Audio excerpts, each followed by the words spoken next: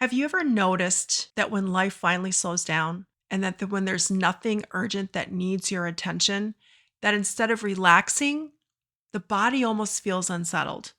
A phone needs to get picked up, something small needs to get organized, or plans for tomorrow suddenly feel so important. It's almost like the nervous system doesn't quite trust the quiet.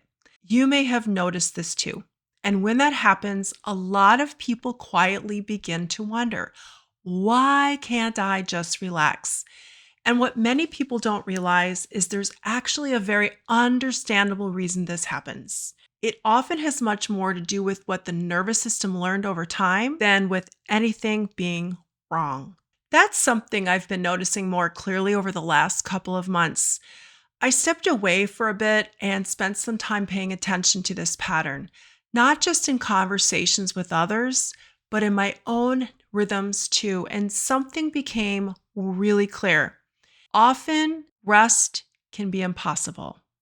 It's that many of us have spent years getting so good at keeping busy and overriding our own natural signals. The body might say, whoa, that's enough.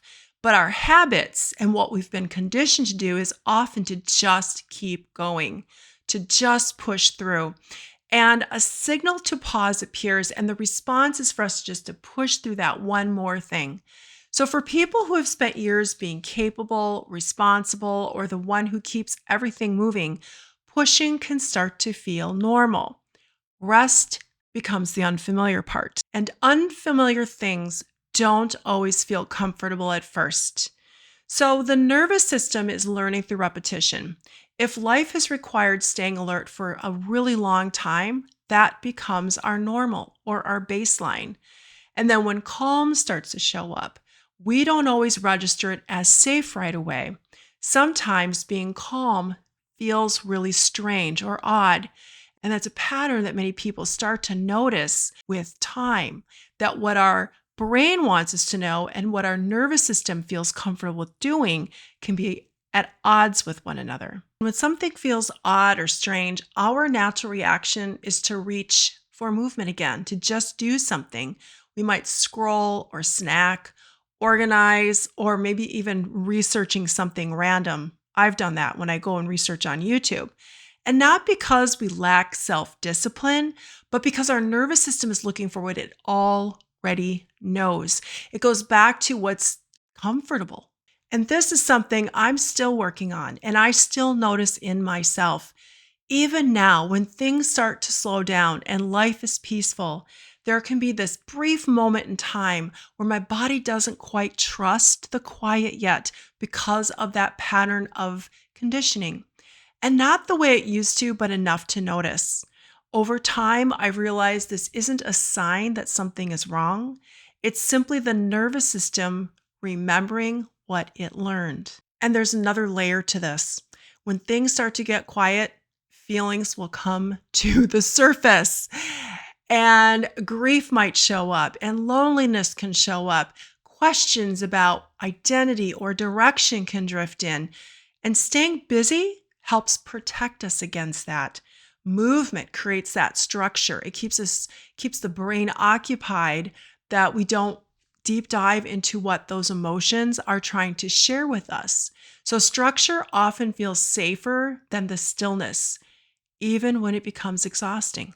That's something I started noticing more clearly during the time that I stepped back. Even when there was space to rest, the instinct was often to fill it, to be productive.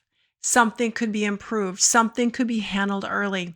And at some point, a simple question appeared: what happens if nothing gets filled in? Just sitting with the quiet. Because stillness does something interesting. It makes listening possible. And listening requires trust. Trust that nothing important is being missed.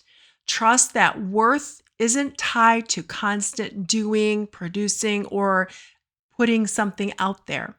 Trust that pausing won't cause everything to fall apart. That's where the deeper shift begins. Rest isn't only about recovery, it becomes practice. Practice for self-trust. Stopping at tired instead of pushing through. Letting a limit be a limit. and allowing quiet to exist without rushing to replace it or to fill it. Little moments that begin rebuilding trust with internal signals. And something else tends to happen when those signals become easier to hear. Decisions start changing.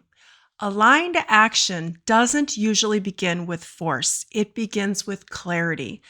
Clarity tends to appear in slower spaces, the moments where nothing urgent is happening and there's room to notice what actually feels true. And without that space, decisions often come from pressure instead. It could be from habit, expectation, from momentum, and that's why rest matters in ways that aren't always obvious. This really isn't about becoming calmer, it's more about becoming honest about our energy and about our limits, and honest about what feels right and what doesn't. If rest feels uncomfortable, sometimes it doesn't mean anything is wrong. It may simply mean the nervous system learned to stay alert for a long time. And learning something new takes patience, something I'm not always great at. There's no need to force the calmness.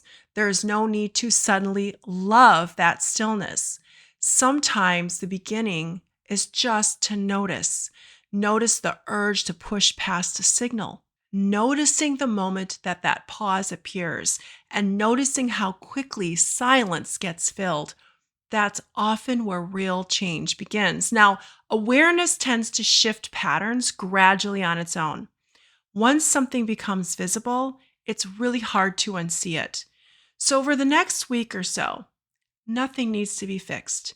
Just notice, where does movement show up automatically? Where quiet gets filled quickly? Where the first signal from the body gets overridden?